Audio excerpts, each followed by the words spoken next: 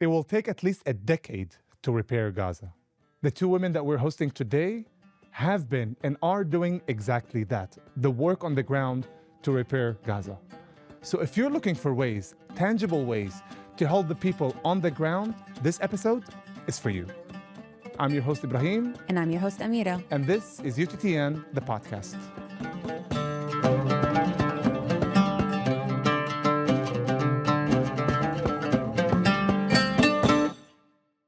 Ahla wa sahla, everybody, and welcome if you're new to another episode of UTTN, the podcast. Before we jump into our first segment and introduce our guests, I want to give a special thank you to the sponsor of this episode, Beit of Hope.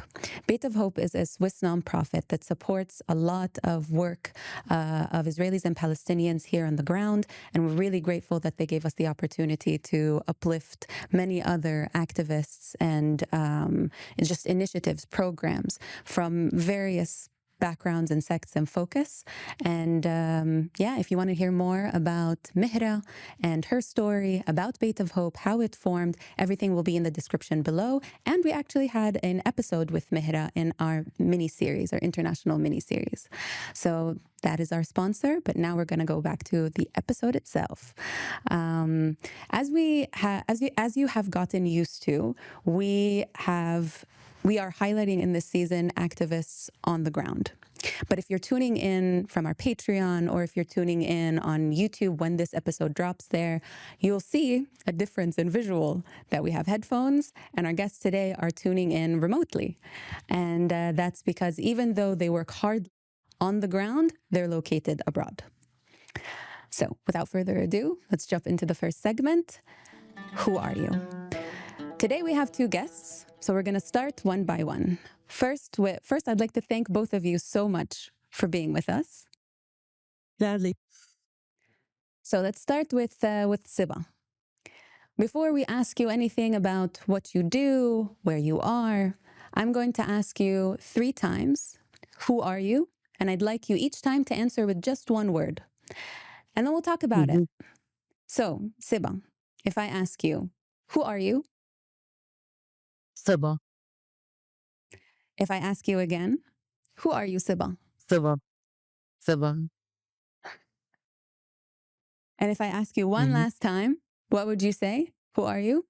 Seba again. Seba. Okay. Why did you only choose that? That's interesting. You're the first guest.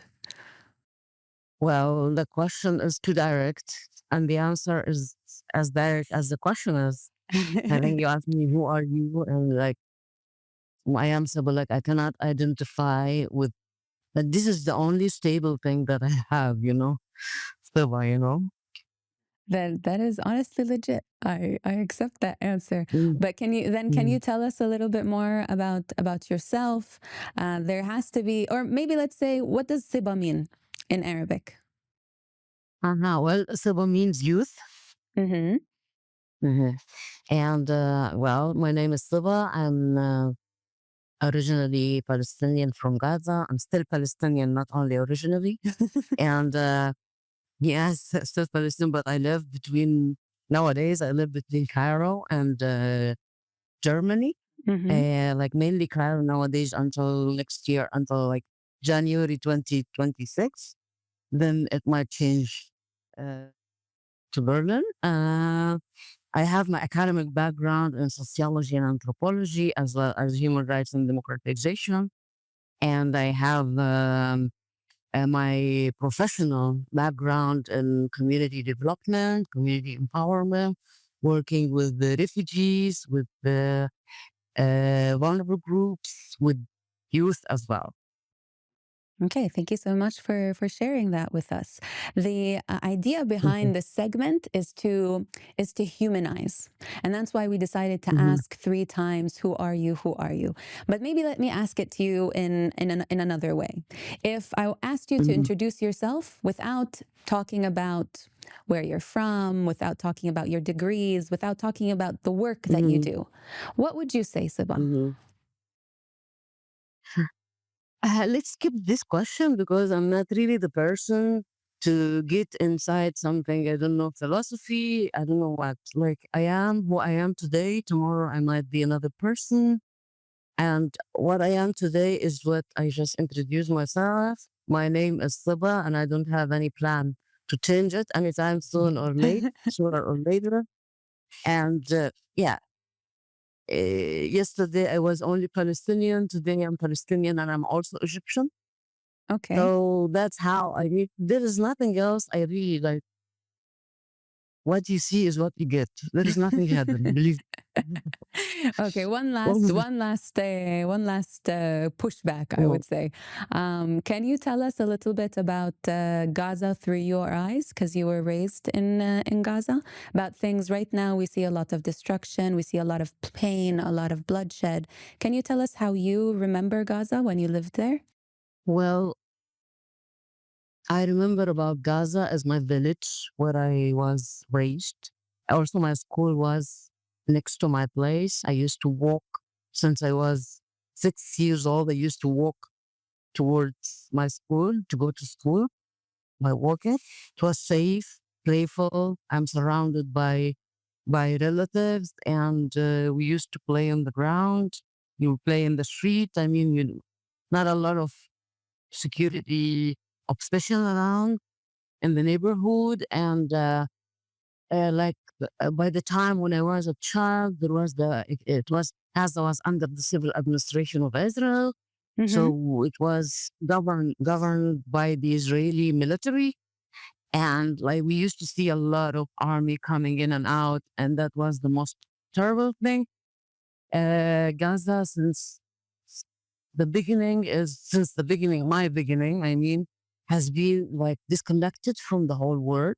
I usually used to hear a lot of stories from my relatives who are coming from abroad about like new things, new technologies that we still don't have. And yes, people there, they care a lot about education. They see nothing but education. Everything for them is about education. And like, that's why I was thinking only about how to get higher and higher education, because that's how I become a good person in the society. For me also, I see that Gaza is very closed community and everybody knows everybody, and people like to know more about everybody's business. And this I don't like about Gaza. However, it used to be like a very cozy and warm place and welcoming, very generous. And yeah, that's it. I have friends from Gaza that are still there right now, and they always say that what is home. They still have that image in their mind of what Gaza is and what Gaza can be and will be, and the education part, what you said, applies specifically to Gaza, and it applies to all Palestinians. We have one of the highest literacy and education rates in the region, Yeah. and the slogan of الحاجة أم الاختراع was always said, the need is the mother of all invention, comes and is applied a lot to the people of Gaza, and that is no different to you or to what we'll get into soon. I want to pass it over to Ibrahim. Okay. Thank you so much, Seba. Hearing your story and hearing Gaza from your eyes, it's also, it puts us in a different perspective, in the human perspective of the people who live there, not just this faraway place that we don't have access to. Even as other Palestinians who just don't have the ability to see what is Gaza. Yeah.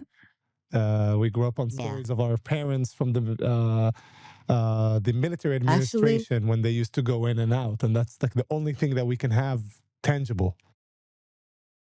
Yeah, well, actually, now as we will talk more about the work we do, you will learn better about Gaza and the dynamics there and people there better. Actually, like how I saw it, how it was very limited to what I'm seeing nowadays. And I'm sure our audience will Compared to be... how I'm seeing nowadays, what I saw was very limited. So this is also to our audience. Stay tuned on this episode because we will unpack much more about what's happening inside Gaza and what needs to happen in the future. But now let's move to Tom, our second guest. And we're doing the same thing. And we're going to ask you 3 times to define yourself in one word. And then we're going to unpack it. So I'll ask you the first time. Who are you? No. And and I ask you again, who are you? Berliner. Berliner. And for a third time, who are you? A mom. So Tom is a mom who's a Berliner. That's the the accumulation of all 3. Do you want to walk us through why you chose Berliner in specific? Well, the reason is that I've been living here for more than 10 years. And in the past few years, I've been traveling a lot for work. And I feel more and more that I am really not anything else other than being a Berliner. And when I go, for instance, to Israel to visit family, I don't really feel at home anymore. Where's your family from? Sorry? Where's your family from? Haifa. Oh, they're from Haifa. Okay. Yeah. So yeah, and even being like all over Germany, it becomes more and more evident for me that I'm just like very much a Berliner. So yeah. I mean, Berlin has its own culture. So when you say you're a Berliner, it's a very specific thing, we have to say. And a mother, which you choose as a specific word that you want to highlight with us. Yeah, I don't know. I mean, I agree with Seba that, our identity or the what we put more stress on changes daily. But for me today, I would say that being a mom is more at the front line of my identity. How many kids do you have that we can This ask? time of the week. Exactly, Mondays. Absolutely. And you're raising your kids in Berlin? Yeah, I have 2 kids here. Oh, wow. It's amazing. But do we want to know a little bit before we get into your work about actually how you 2 met?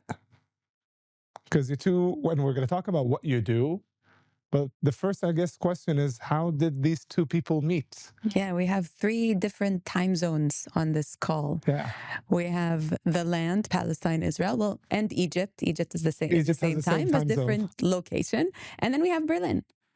So how did your worlds connect? We're in Nazareth, Cairo, and Berlin at the same time today. Yeah, that's true. So Seba, how you did your wanna worlds tell connect? the tale or should I? Well, you can start. You like the story. I like the I wish story. you're not tired of feeling it. Yep. No, I'm not So you tired of can do telling it. So we met in a dialogue group for Israelis and Palestinians living abroad. It was organized by Neve Shalom, Watel Salam. And we already started like talking about when we will meet. It was meeting online every 2 weeks. And we were starting to discuss the date already in the summer. And the first date for our first online meeting was the 8th of October, 23. Wow. Yeah, it was like completely incidental. But that's what it was. And that's where I first met Seba. And how was that meeting on such a challenging, it's October 8th. Yeah, it was challenging. But that connection happened on that call, right? Like there was sort of... I think it developed. So we were, I think after 2 meetings, more or less, I turned to more like a private channel and I just wrote Seba an email. And I knew that she has a family and friends in Gaza, and I wanted to, I don't know, voice my solidarity or concern, support. And then I said that I would like to help in any way. And at that time, well, Seba, you will tell your like perspective on it, but so at that time, Seba was collecting cash donations. So I donated a bit and then I just contacted her once again. And I said, let's do something together. And that's kind of like how we started, I think. Do you want to add anything, Mhm. Seba? Yeah, well, like Tom described, and Tom, she was insisting that we do something together. In the beginning, I was involved in another like activity, delivering food into Gaza from Egypt. However, Tom didn't just give up. She continued talking to me, let's do something. And then by the time I am done with the mission of the food delivery thing, I was ready to engage with her in something. And I guess it's a perfect time to pass the mic to you, Amira. To understand what that something is. Okay, so pretty straightforward. Our second segment is to ask you basically, what do you do? So who would like to start to tell us about the amazing work that, even though you're located internationally, you do very important work on the ground. So what is it that you do? We do shelter and sanitation solutions in the ground in Gaza. Crisis response, humanitarian aid, mainly shelter and sanitation solutions. We provide them into Gaza on the ground. We focus on providing water, shelter, and toilets, as well as maybe sometimes like furniture, clothes. And recently, recently it means we started in November 2025 doing the house repairing for people who have minor damages in their place. We can make their places accommodative again once more so they can go back to their house and enjoy being in their own place without still it needs a lot of work to become like as it was, but what we can offer according to the resources. But Tom maybe will want to give you bigger overview about what we are doing. Thanks, Seba. I will only add that we are an international NGO. We're registered in Germany, but we conceptualized the organization as a grassroots organization in Gaza. Our team is all made of people, from the community that live in Gaza, and we respond to the needs on the ground. The team are doing, constant need assessment. And because we're a small organization, we are very, very flexible. So we can really respond and do urgent relief, implementing within hours, different decisions or different responses to the needs. And I think in that we are unique, so that we are in this sort of like in between space between international NGOs and local NGOs. And what's this Yes. organization called? Clean Shelter. Yes. And talking about, this operation between you guys being between Germany, Cairo, and addressing something happening in Gaza where it's blocked from the entire world. So how does it happen? You have this team on the ground of volunteers, of people who are from Gaza, who are creating assessment of the needs. Like, for instance, right now we're having this call together. It's the winter of 2025. There are coats and blankets missing. They send to you. And then what happens next? How does this process happen up to the point people get what they're looking for? Well, let me start with the point that we don't mainly wait for things to be delivered from outside Gaza. We try as much as we can to resource material inside Gaza. Recently, we've been distributing some blankets. We got them from another organization. Maybe they got them from outside Gaza. I don't know. I'm not sure. But sometimes, some blankets we had to buy from Clean Shelter budget inside Gaza. So we don't wait, because we tried it once and it took the winter was already gone and we got things it was too late actually. So we decided that we will find things inside Gaza and do things with them, even if they are more expensive. But this is the most practical thing to provide rapid response that we always promise that we will provide. And about how we function, as how we operate from abroad, is it doesn't matter where are we. The whole thing is about delegating, choosing the good people, and how to encourage and manage the people that we have, the team from afar. How people feel sometimes that we are there. Yesterday we had some activities around, installing some water facilities and new tents in the camp. And then they called me and they said, Seba, we wish you're here. So we are very sorry that you cannot enjoy these moments, you know? So this is I am part of the team, even though I'm not there. You know, that indicates this. It doesn't matter where I don't move, I cannot go and buy things, but I always, Tom and I are always in close contact with the people on a daily basis because we would like to encourage them. We'd like to brainstorm together. We'd like to do the monitoring together. And also, we still expand our community and team members. Nowadays, we are recruiting people.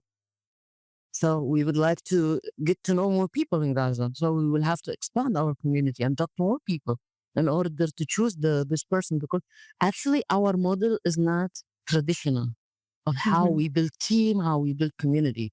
It's more organic and more natural, more like it happens with trial, failure, and we choose people according to how their personality is and the compassion that they have, and they're willing to commit, but rather than the knowledge that they have, for example.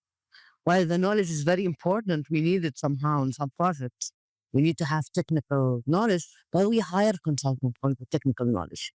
No problem at the end. How many? I hope I answered all your questions. No, that's perfect. Please. Just wondering how many volunteers are we talking about in Gaza at the moment? I wish I can count them. We cannot because every project we have different volunteers. For example, let's say the community has 90, now the community 1,120 families. Wow. And let's say that every family, they have one volunteer with us. Let's say in the water project, we have also 8 volunteers with us. So it's how the community is very big. And sometimes people volunteer on specific activities and sometimes other people volunteer in other activities. Some volunteers, they have to leave us because they have to go back home, for example. So we are a big community, and let's call them, the community is maybe let's say thousands of people. Before I give you the mic, Amira, if you want to ask something, I just wanted to give a note on what you guys just said, because somebody's listening to this and they might be thinking, why is it so important that whether or not the organization is from abroad, on the ground? But I think what sometimes people miss, that there are only a few organizations that are empowering and working from the community from within. And why is that important? Because at the time of crisis, when we have international NGOs that provide aid, they are there when things are critical. When things slightly improve, they're gone. They're gone to the next crisis. Or they decrease their presence. And they decrease their presence, and they leave the community without the tools to help itself. And it's critically important to expand and create, increase the knowledge, increase the skill set in order for the community to be able to be part of the change and not just receive it from outside. And as soon as these international forces are gone, we're stuck again. So it's really, really critical what you're doing. Can I say something? Of course. I have a note. We don't empower them. We don't give them the tools. The tools are already there. We have them. If there is anybody who is empowered here, then us, Tom and Seba, and not them.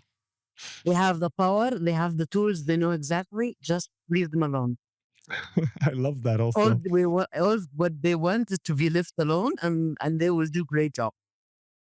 In one of the articles that I read, I saw that you mentioned that this is a woman's issue.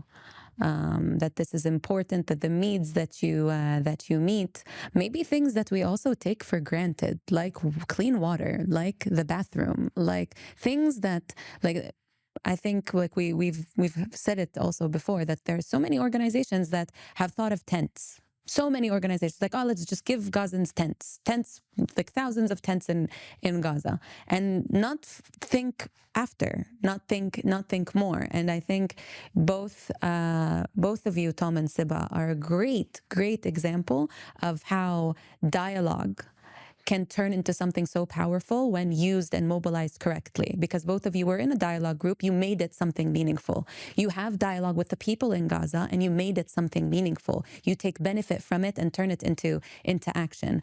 I wanted to ask you about, like, how do you know what people need? And you gave the answer. Like, you talk to them, you ask them what you need. You don't think and assume what they need. Oh, they need tents because there's bombs. No, there's sanitary products, there's a need of bathroom, and also you have people on the ground. But I want to know why, maybe Tom, you can talk a little bit about it, and then Seba, why did you call it it's a women's issue? So when we started and Seba did the initial need assessment with her family and her acquaintances in Gaza, it was really clear that one of the things that are overlooked are toilets. I mean, that's how we started, even before we were an organization, because Seba and I, when we talked about what we want to do, we didn't say, okay, let's like register an NGO. We wanted to do something, and the thing we decided to do first was to just like establish a few toilets in an IDP camp in Rafah. And the reason I think, or we think, that toilets were missing is mostly because when big NGOs, they kind of like deploy the tents and they establish the camps, these are, I mean, usually I would say that the policymakers in NGOs as well are men. And for men, toilets are not necessarily such a major issue. Men can more or less pee wherever they want. And I would add that in disaster areas and in, times of catastrophe, many times we kind of revert back to very traditional gender roles. And women are the ones who take care of the young. Women are the ones who take care of the elderly, of those with disabilities, and so on. And women, they menstruate. And so this is a women's issue. And through this perspective, or through this lens, we started noticing that everything is a woman's issue, because if you get, for instance, a donation of a tent, a wonderful, beautiful tent from UNICEF, let's say, you need like 3 able-bodied men to set it up. So if you're, let's say, like a very common situation in Gaza, you're a woman and you have like 4 or 5 children and 2 elderly members, and that's it, and you take care of everyone, setting up this tent will be extremely difficult for you. When people are queuing for water, there's many times there's like, a lot of physical, It's a implication. survival. Yeah. So, women can't, fight their way into the line. They can't walk for, kilometers carrying the heavy water bottles, and so on and so forth. So through this perspective, and I think this is true to any sort of war zone and any sort of catastrophe. I mean, it really doesn't matter where it is across cultures. Women and children are usually more marginalized and more victimized. So I think for us, it was a very strong motivation in our work. Seba, do you know any, like, can you like make it, because usually it's very or before we ask that question, do you have anything to add, Seba, on that note about it being a women's issue? Tom just explained it greatly. Thanks, Tom. My pleasure, Seb. And it's great, that these are things that, like Amira said, just people don't notice. And how, sometimes it's very unique people who are able to just like zoom in on these things that the general world doesn't. I was sharing with Amira right before we recorded. The first thing that popped into my mind when you guys, when we were discussing clean shelter and very, I don't want to say the word niche, but very specific needs, I like remember Dr. Azzeddin Abu Aish from Gaza, and like it's very common that a doctor become a doctor to help people who are sick and ill and things like that. But he went to become a doctor to be a fertility doctor, not because of the need for that in refugee camps in Gaza. People don't understand that, these are issues. When you live in a refugee camp, everybody is next to each other. Like, it's really hard to conceive children. And he went to study that because it's something that only if you're on the ground living this reality, you can understand that this is an issue. While somebody who is from the outside, it's like, would not understand that these are actually things that affect people's lives on a very, very core way. And Well, sorry. our sensitive people. Yes, Seba? Sorry. I was just saying we're sensitive people, and actually for us it wasn't a job. It was something that Tom and I wanted to do. So that's why we were careful. We didn't have we were just very, very sincere in what we are doing, and we weren't following any like regulations done by whomever. We were following our like heart, our instinct, our like how I like we put ourselves in their shoes, and how would we need as women when we are there. We didn't think of it like there is regulation by how crisis operation work. No, we thought about what would people need first. We need to talk to the people. We need to understand them. We need to talk to women. We need to prioritize them. It's not like there was regulation and we are like, we got a job. We are employees that we want to do a good job. No, wasn't like this. Yeah. It's really, really important work that you do. Maybe, Seba, you can tell us from your experience, how is the situation? We're recording this episode again at the end of the year 2025. How is the situation post? I feel like I need to put in quotations ceasefire, because it has been violated multiple times, not just in Gaza but also on other borders in the region with Lebanon. It's been a mess, but let's say we're going to call it the ceasefire. How has the situation changed? Has it gotten better? Has it, and if better, by how much? Can you paint a picture, whether it's technically of how easy it's becoming to support the work that you do? How are things changing, if they are changing?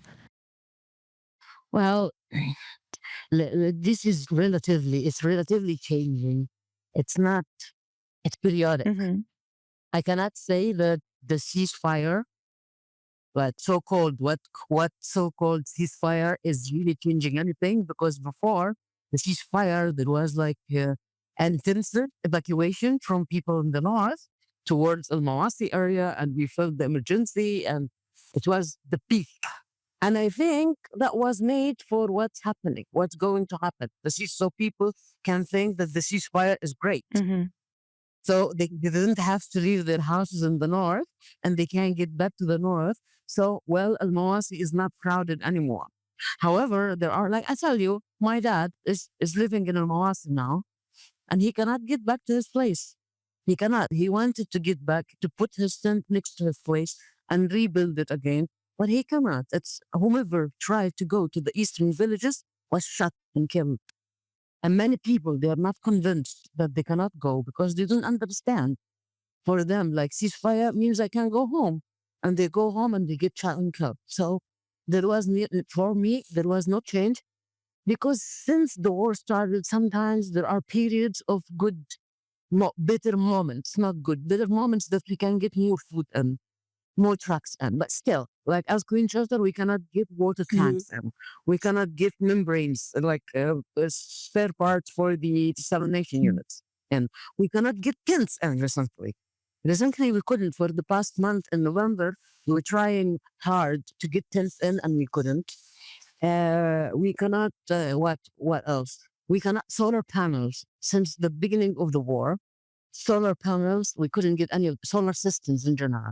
We couldn't get any of them. So the change was periodic, like any other change that happened since the war started. People in Gaza, they don't feel that the war ended. By the rain happened in the mid-November, it was a crisis, and people felt like they're really miserable. And for them, like really, like I always say, the ceasefire is made for people outside of Gaza to enjoy it and go see another business, to stop caring about Gaza and go seek another business. That's why, like, thank you for hosting us, and like to call everybody to reconsider this. This is not really ceasefire. Wow. Yeah, and the crisis, doesn't end even with a complete and so-called perfect ceasefire. There are zero gunshots. Yes, right. The whole Gaza's wiped out. There's no buildings, no Yes. standing buildings, no adequate Nothing. shelter. Now, we're recording this episode in end of November, beginning of December already. 2025. The winter is at its peak at the cold winter. Particularly in this geographic area, it's a potentiality for many, many floods. That people don't grasp that this geographic area has so much horrific potential for flooding. Not potential, it has happened. And We've it does seen the happen. images, we've seen the videos. Generally, the geography creates potential floods for people literally sitting there and being swiped by the water. And it doesn't end with a ceasefire, even a perfect. It doesn't people don't have houses. People have nowhere to go. I don't think how much people understand the level of desperation on the ground. But maybe from the stories from Seba to try to put into perspective the reality that people had versus the change that having sanitary water, having a restroom, maybe from testimonies, how, because sometimes we don't, it's hard for somebody to grasp how much it changed someone's life. But maybe from testimonies of people who've gotten the privilege to be able to get this sanitary, because, we have 2 million people in Gaza. Not everybody has the sanitary water. Not everybody got to get the clean shelter things that you guys provide or toilets. But for those who did get it, can you tell us how did it change for them, their reality? Well, I mean, it's so sad because people are happy when they get mutant, and they're supposed to be in their homes now. Yeah. They're supposed to at least start the rebuilding. Any steps towards the rebuilding. They have to, ceasefire means that we are now the war is over, and now we do what was we repair what was demolished. But what's happening now is that people are still happy when they get a new tent, when they get a cover to protect their tent from the rain. They are happy.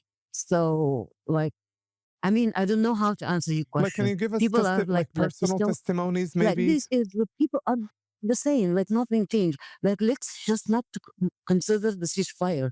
The same. They are happy when we get them a new tent. They are happy when we get them clean water. When the clean water doesn't come for a reason, to stay in one of our sites and locations, then people just write on WhatsApp, we didn't get water today.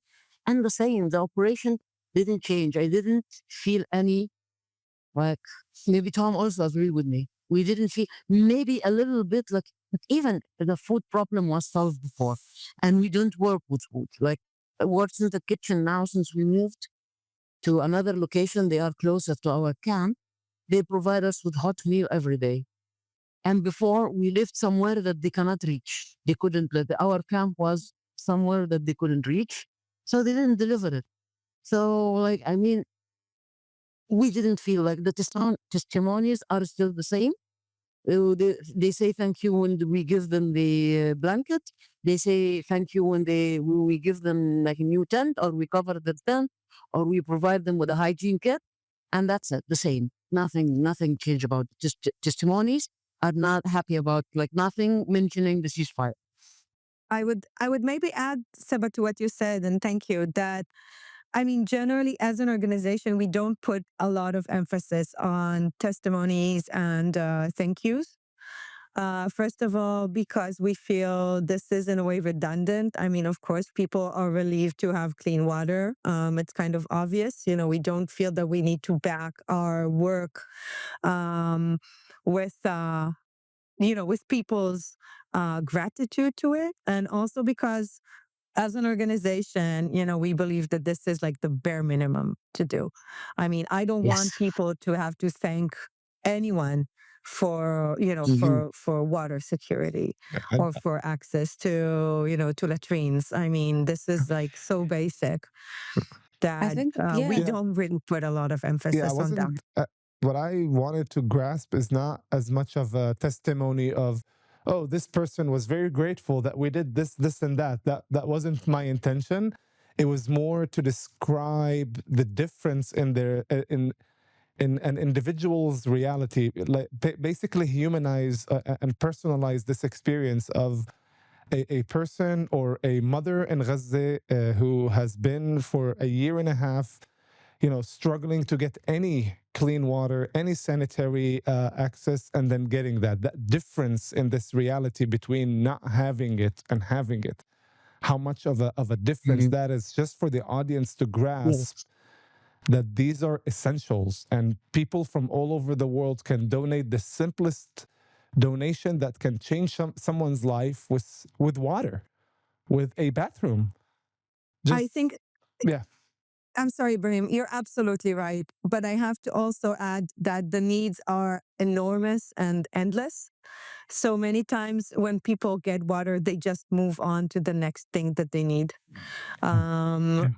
And that, I think, also makes a lot of sense. So if a person has access to water, now they have a bit more capacity to worry about food. And if they have a bit more food, then now they will worry about, their children's health. Or, Yeah. I mean, really, it's endless. They're all the most basic things that people need. No, I understand as a storyteller. I understand the power of stories. As a Palestinian, I understand how exhausting it is to continuously need to create a perfect story to empathize and humanize who you are and the experience that you're going through. So I both understand the need for stories and also experience the exhaustion of needing to prove humanity, needing to prove that this is important, needing to prove that this is urgent and affects other people around the world. Like I don't like, I've heard a lot of humanitarians, a lot of researchers, a lot of experts say that this structure of oppression, destruction, death is unfortunately not unique. It's re-implemented again and again, whether towards the same group of people throughout history or on one group of people and another group of people. And I guess like we're sorry that we have to create a story. Our entire podcast is storytelling to humanize. This entire season is to humanize Palestinians. So we're sorry that we need to do that. And at the same time, we're ready to have that responsibility to tell these stories. And thank you so much. We're not ending, but I want to thank you again for even coming and showing up and doing the hard work and also advocating for the hard work. I wanted to Thank talk you a very bit much. about where we stand now with our operations, because I Please think do. this also has to do with, talking about the situation in Gaza now and how we estimate, for it to continue. So right now, I mean, we're at the beginning of December 25. We have 2 operating desalination systems that filter well water, and they're connected to 14 different camps and distribute water to 60,000 people per day. We also run 2 camps.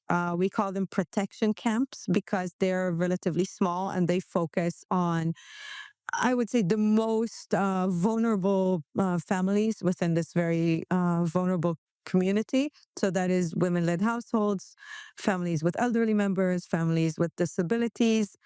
And these are managed by managing committees that are made of women from the camps. So that's also because we don't want to tell people, what to do and how to run their lives. We do, firmly believe that people in Gaza know what's good for them and they can, run and manage their lives.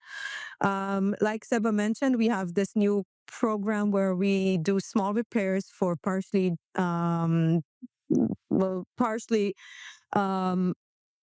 destroyed houses or partially damaged houses. And this again focuses on families that cannot take care of that themselves. And because there is an acute lack of materials in Gaza, anything that has to do with infrastructure, we use, whatever we can find on the markets, which is right now mostly wood and plastic tarps. Yeah, you cannot bring in iron into Gaza either. So you need to deal with whatever you have. Absolutely. And this is true also for desalination units. We kind of like refurbished damaged desalination units that we found on the market. And now we are repairing a few more desalination units in the middle area and the south of Gaza. It's insane. Do you have any other projects like right now that I forgot, Seba? I think this is like where we stand right now, right? Yeah. I think this is why is this important when we talk about Gaza in the next few months or years? The fact is that, like you said, I mean, everything is almost completely destroyed. Not only houses, infrastructure, electricity, water, sanitation, and so on. And this, even if right now, there is a miraculous peace process, this is still the situation, and to repair that, it will take at least a decade. So when we think about our work, for instance, we have been working on like our budget for 26. First of all, we know that we cannot foresee the future. We can't tell what will happen. It is so volatile and so dynamic that we have a lot of alternative like plans and courses of action that we think about. And at the same time, we also know that no matter what actually happens, even in the best case scenario, people are in dire need of shelter and of sanitation and water access. And this is the mandate of our organization. We don't deal with food provision. We don't deal with, medical aid, but we do shelter and sanitation, which includes water. And we sadly, know that this will still be needed in the years to come. And I think that's the perfect transition to our third and last segment of today, which is how can we help? And now, especially that you mentioned your upcoming projects, the plans that you have moving forward, the fact that these issues that we're talking about, even issues of having just tents and sanitary water is something that's going to be needed for the next potentially at least a decade. How can we, the people who are with you, the UTTN, our audience who come from across the international community, how can we help? How can people help? What do you need from us? Thank you very much. And thank you for hosting us. That's a great opportunity so we can ask for what we need. And I would like to start by saying it's not over yet. People still need help. Same as like no steps are taking so far towards the rebuilding. Still, even the repairs that we are doing, they are minor. They are not sustainable though. So like no concrete action towards any rebuilding.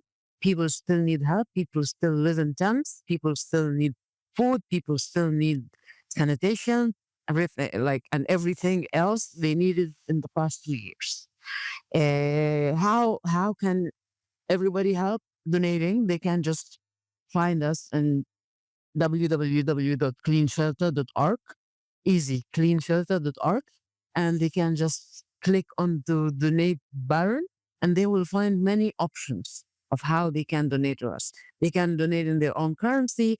They can use PayPal. They can use their credit card. They can, even in Germany, United States, they can get like tax receipt from both places, in the States and in Germany. Tom knows better about this, so I can just shift this question to Tom to give better answer maybe. I'm sorry, I kind of zoned out for a second, Seba. What are you passing on to me? The question about how to help. I was mentioning that I love this about the topic. donation. Donation. But like, yes. Okay, thank you. Sorry for that. So first of all, of course, donations. We are based on individual donations. This is how we started. We have a wonderful donor community. We have received, since we started, that's almost 2 years now, more than 5,000 donations, and a lot of them are reoccurring. So we see a lot of people donating time and again. We put a lot of effort in the communication with our donor community. We try to update on social media as much as we can. And this is also going back to, testimonies, or in a way like rehumanizing Gaza. We really put an emphasis on showing images of people, from our team doing things, and not only, being miserable or disempowered. And I think for people who want to see, the work, want to see the operations, this is a good opportunity to go on our social media and have a look at that and also share. We also have a log for donors, which means that every donor that donates gets a link to an anonymous log where they can see all the donations we receive and have received, as well as all the transfers of the money to Gaza, and what are they for. And I think this is also very important to create, very clear transparency, and also because we believe that there is a lot of trust involved in this sort of like NGO work, and we want people to have trust in us and in our decision making. So other than donations, I would say the next thing would be visibility, because the more people know about us and know about our work, the more support we have and the more things we can do. So talking about us, inviting us to a podcast. We do a lot of interviews for press and media. If anyone knows, like, I don't know, like a social media influencer, that's great for us as well. We've had people that have like a wide audience on social media. For instance, Tamer Nafa put like a few really very beautiful posts about her work. Also Mira Awad, also Noam Schuster Eliassi. All of these people, they deserve a thank you because they have been supporting us on their social media a lot. And that has a lot of impact on the support that we get and the donations that we receive. So here we say to our audience, guys, this episode, you're going to have the description of their social media, of the website. Log in, share this episode as high and wide as possible. From all the things that we're talking about this season, the activism, this might just be the most urgent of all. So if we need your help in any episode to share as much as possible to as many people as possible to create an immediate impact on our people's lives in Gaza, it's this episode. We need your support to help this incredible initiative. Yeah, I know Tom and Seba said that it's going to take a decade to rebuild Gaza. This isn't a point for you to linger on that and stop in despair. It's actually a motivator, is that when are we going to start that decade? Are we going to start it now, or are we going to start it years from now? We start it now. So like Ibrahim said, stop what you're doing and visit their site, visit their Instagram. At the very least you can do is share. If you can't donate, somebody else will. Yeah, share, spread this episode as high and wide, share their posts. We're going to do the same. And they need as much visibility. And if anyone from our audience is connected to any media outlets, anywhere, on the ground and internationally, if you're a listener and you have any connection to a media outlet, reach out, connect to Clean Shelter, and let's make sure they get as much exposure as possible, because that's one way that we can help. So, Tom, Seba, thank you so much. Is there anything you would like to add before we close? I would add a last thing about how to contact us, because on our website, there is a contact us button. And it's important for me to say that it reaches an email address that Seba and I share. And we are very, very approachable. So whoever has, a question, whoever wants to, continue this discussion that we started here with you, or a suggestion, we are very open to hear, and we are very happy to be in contact. Okay, thank you so much. Shukran, toda, Tom, Seba. Sallam idaykum. Thank you so much for being here and for the very important work that you do. Like we always promise, the description will have all the details in it, from links to their Instagram, how to contact them, to their website, to how to donate. And it'll also have our details as well. Thank you so much for everybody listening to this, for tuning in to another episode of our podcast. You can follow us, subscribe to our Patreon, follow us on social media platforms. Until we see you again on another episode of UTTN, the podcast. Thank you. you.